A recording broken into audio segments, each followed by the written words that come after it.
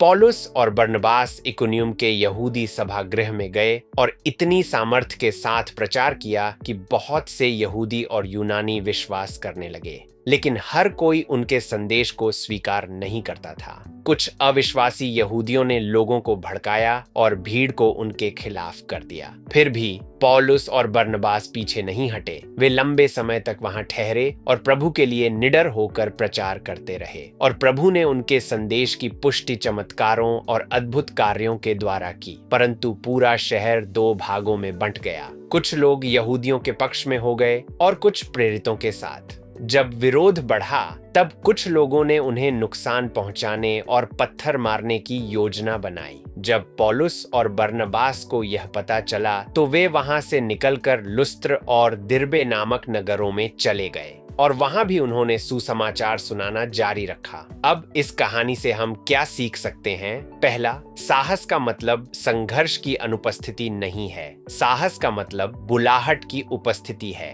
पौलुस और बरनबास किसी शांत सभा में नहीं थे। उनके चारों ओर विरोध, झूठे आरोप और हिंसा की धमकी थी, लेकिन वे निडर होकर बोले, क्योंकि वे जानते थे कि उन्हें किसने भेजा है। जब आपके जीवन में कठिन समय आता है, आपके काम में, परिवार में या सेवकाई में, क्या आप पीछे हटते हैं या अपने बुलावे में डटे रहते हैं? दूसरा, विश्वास योग्यता की माप प्रशंसा से नहीं बल्कि स्थिरता से होती है। प्रेरितों का उद्देश्य लोकप्रियता पाना नहीं था। वे सिर्फ परमेश्वर के मिशन पर ध्यान केंद्रित किए रहे, यहाँ तक कि जब लोग उनके विरुद्ध हो गए, और परमेश्वर ने अपने कार्यों के द्वारा उनके संदेश की पुष्टि की। क्या आप ज्यादा इस बात की चिंता करते हैं कि लोग क्या सोचेंगे, या इस बात की कि आप परमेश्वर के वचन के प्रति विश्वास योग्य रहें, चाहे भीड़ आपके खिलाफ ही क्यों ना हो जाए? आइए प्रार्थना करें। हे प्रभु, मुझे पौलुस और बरनबास जैसा साहस दे,